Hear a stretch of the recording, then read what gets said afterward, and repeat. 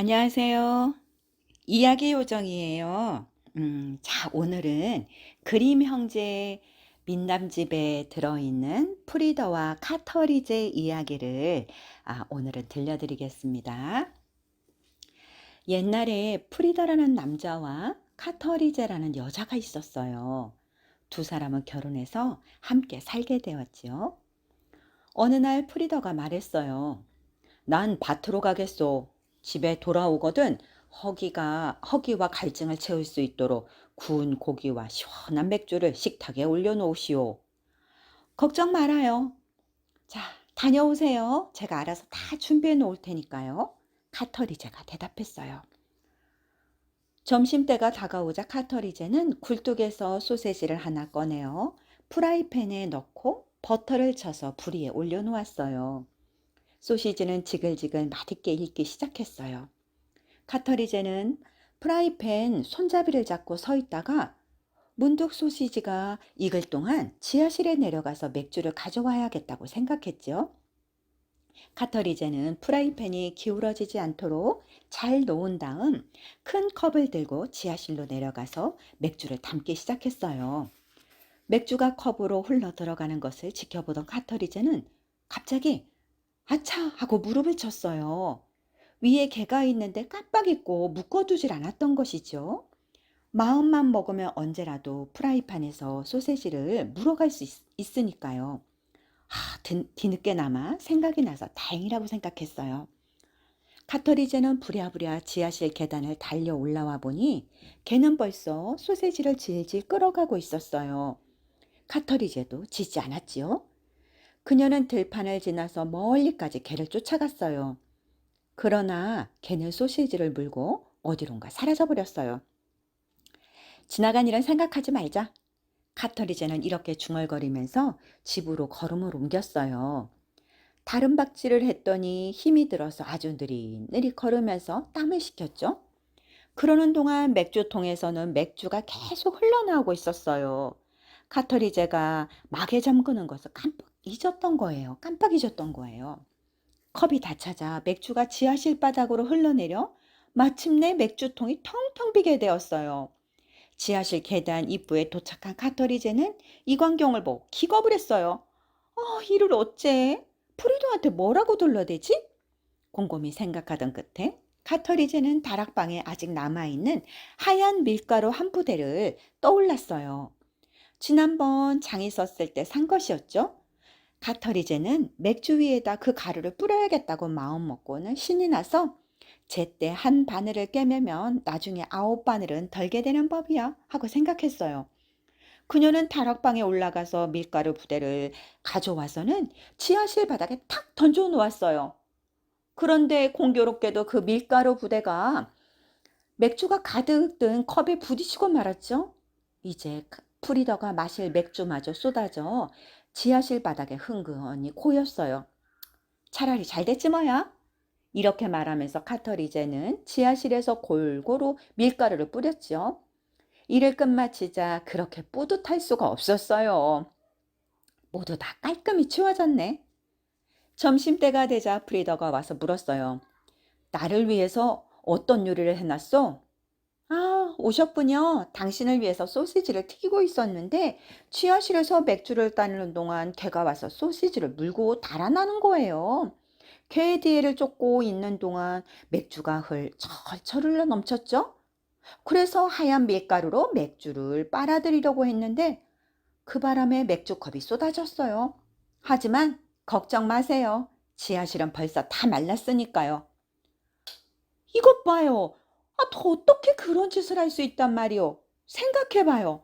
소세지를 빼앗기고 맥주를 모두 쏟아버리고 그것도 모자라서 그 좋은 밀가루를 다 없애버리다니. 나야 몰랐죠. 당신이 미리 말해주지 않았으니까. 이런 여자를 아내로 맞았으니 앞으로는 조심해야겠다고 프리더는 생각했죠. 그래서 부지런히 돈을 모아 그것을 금으로 바꾼 다음 카터리제에게 가지고 가서 말했어요. 이건 노란 조각들이요. 이것들을 항아리에 담아서 마구간에 소 여물통 밑에 파묻어 두겠어. 거기에 손을 댔다간 혼날 줄 알아요. 걱정 말아요. 절대로 손을 대지 않을 테니. 프리더가 가고 나서 얼마 뒤 또돌이 장사치들이 항아리와 그릇을 팔러 마을에 왔어요. 장사꾼들은 카터리제에게 물건을 팔기 위해 온갖 아양을 다 떨었어요. 친절하기도 하셔라. 하지만 전 돈이 없어서 물건을 살 수가 없답니다. 노란 조각들을 쓸 수 있다면 또 모르지만. 노란 조각이라고 했습니까? 어디 한번 구경이나 합시다. 그럼 마구간으로 가서 소 여물통 밑을 파보세요. 거기 노란 조각들이 있을 테니까요. 하지만 저는 가면 안 돼요. 장사꾼들이 그곳에 가서 파보니 숭금 덩어리가 나왔지 뭐예요. 그들은 금을 가방에 넣고 항아리와 그릇을 남겨놓은 채 뺑소니를 쳤어요. 카터리제는 새로 산 그릇들을 쓰고 싶었지만 부엌은 이미 그릇들로 꽉 차 있어 더 이상 들여놓을 자리가 없었어요. 그래서 밑을 잘라 내서는 집을 둘러싸고 있는 울타리에다가 장식물로 주렁주렁 매달아 놓았어요. 접시를요. 집에 돌아온 프리더는 낯선 장식물들을 보고 물었어요. 어떻게 된 일이오? 소염물통 밑에 파묻었던 노란 조각들로 샀어요. 제가 직접 가지는 않고 장사꾼들더러 파괴했지요. 어휴, 골치야. 아, 미쳐도 단단히 미쳤군. 아, 그것들은 노란 조각이 아니라 순금이요. 우리의 전 재산이라는 말이요. 아, 어쩌자고 그런 짓을 한 거요? 나야 몰랐죠. 당신이 미리 말해주지 않았으니까. 카터리제는 가만히 서서 골똘히 생각에 잠겼어요. 그러더니 마침내 입을 열었어요. 아, 금을 도로 찾는 방법이 있어요. 뒤를 쫓는 거예요. 그럽시다. 길을 가다가 배를 채워야 하니까 버터와 치즈도 좀 준비하고. 걱정 말아요. 두 사람은 길을 떠났어요.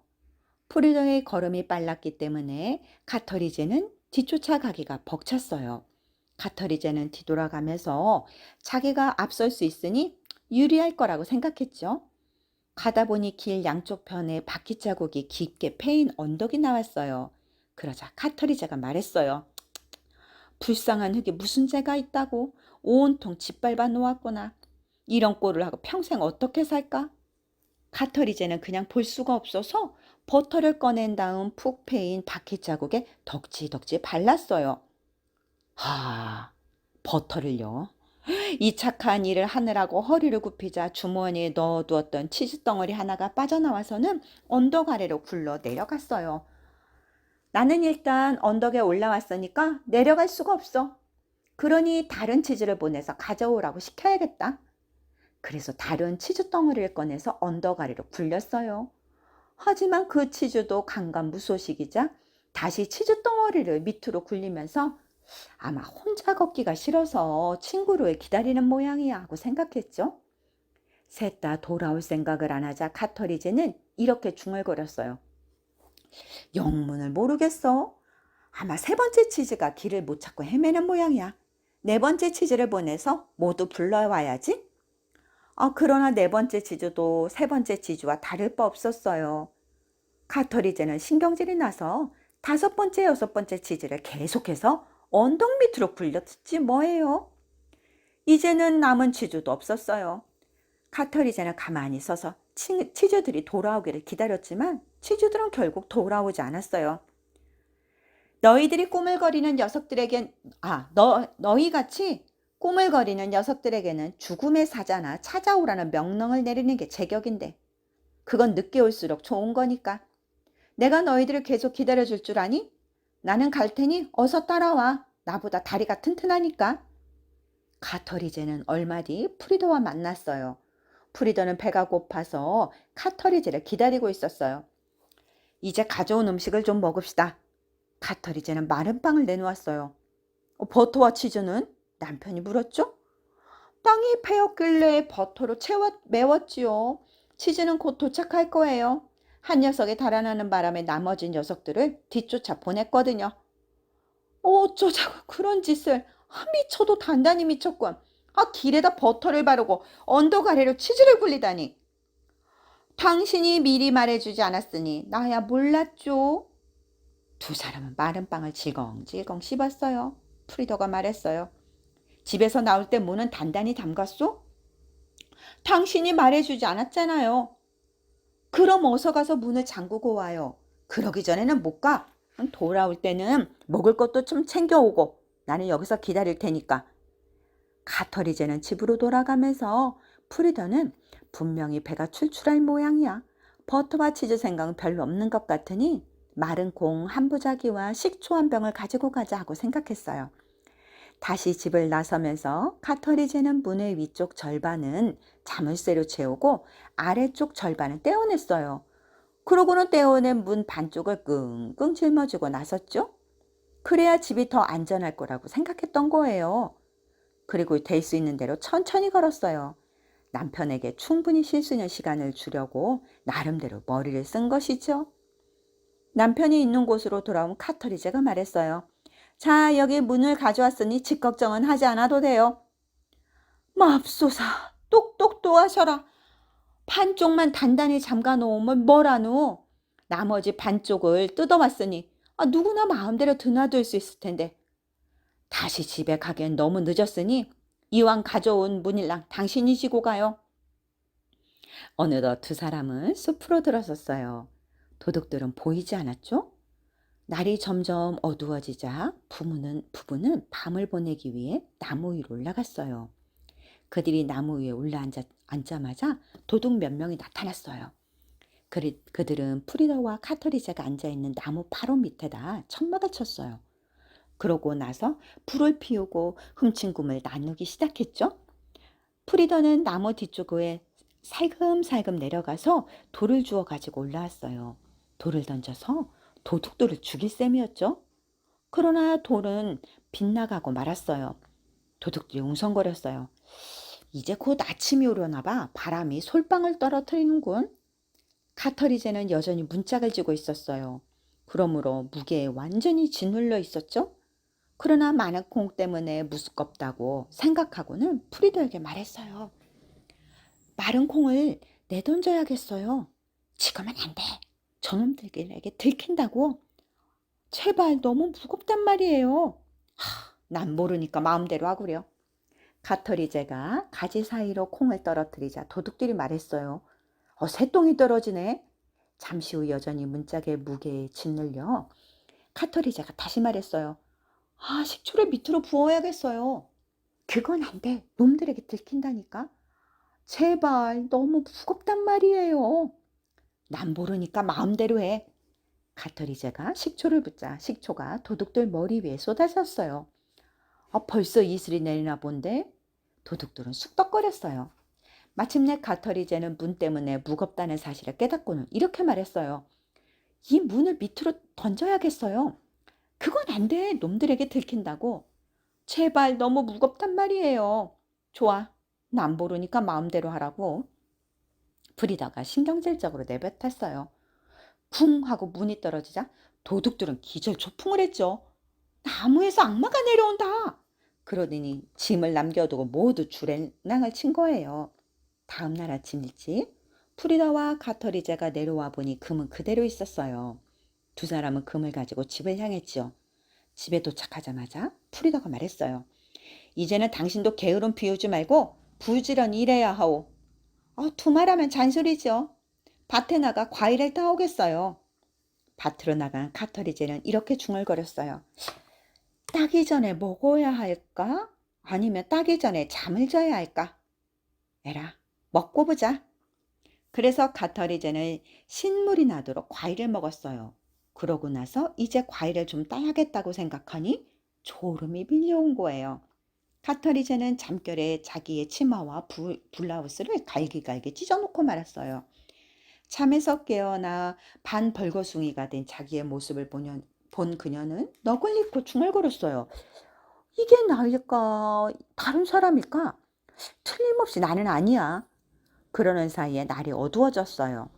카터리제는 마을에 달려가서 자기 집 창문을 두드렸어요. 프리더! 무슨 일이요? 카터리제가 안에 있나 궁금해서요. 있지. 아마 자고 있을 거요. 오라. 그럼 난 벌써 집에 와 있는 거구나.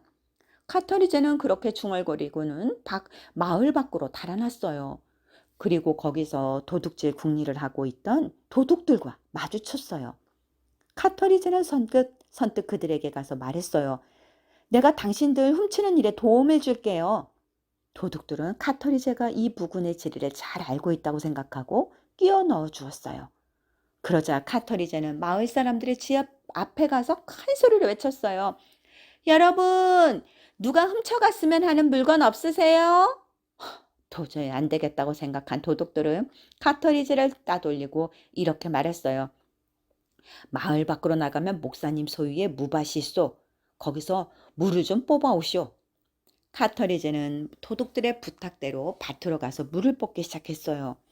그러나 몸이 워낙 느리다 보니 마냥 엎드린 자세였죠. 지나가던 남자가 이 모습을 보고는 악마가 무밭을 쑥대밭으로 만드는 중이라고 생각했죠. 그래서 마을의 목사에게 가서 말했어요.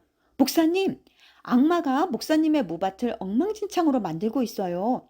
맙소사, 나는 절름발이라 거기에 가서 악마를 쫓아낼 수가 없는데. 목사가 탄식을 했죠. 제가 업어다 드릴게요. 그는 목사를 얻고 밭으로 갔어요. 그들이 무밭에 다다르자 카터리제는 그제서 허리를 쭉 폈어요. 영락없이 악마로군. 목사가 비명을 질렀어요. 두 사람은 걸음아 나이 살려라 하고 도망을 갔죠. 얼마나 무서웠던지 다리가 불편한 목사가 멀쩡한 두 다리로 자기를 업어다 준 사람보다 더 빨리 다른 박질을 쳤다지 뭡니까? 자, 어, 지금 이야기 요정 읽어준 이야기는요, 프리다와 카터리제의 이야기예요. 굉장히 좀 긴 편이죠. 네. 와, 이 카터리제. 카터리제는 어떤 일을 생각 없이 해놓고 나서, 어, 똑같은 말을 해요. 어떤 이야기를 했냐면, 나야 몰랐죠. 당신이 미리 말해주지 않았으니까. 이런 말을 많이 한답니다. 자, 이 프리다와 카터리제 이야기는 그리명제 민담집에 있는 이야기인데요. 이 카터리제가 하는 행동을 보니까 생각 없이 하는 행동들, 좀 너무 어처구니가 없기도 하고, 그리고 결국에는 어, 카터리제는 쫓겨나서 그 목사님의 무밭에 물을 뽑고 있고 악마로 사람들에게 오해를 받기도 한답니다. 자, 어떻게 오늘 이야기 요정에 들려준 프리다와 카터리제 재밌었나요? 아, 많이 재밌었다고요? 네, 다행입니다. 우리 인영이가 항상 이모 제발 길게 좀 긴 이야기 좀 들려주세요. 그러겠는데 오늘은 아주 긴 이야기를 들려주었어요. 어떻게 우리 인영이 마음에 드나 모르겠네요. 자, 그러면은 이야기 요정은 다음에도 재밌는 이야기로 또 찾아오겠습니다. 안녕.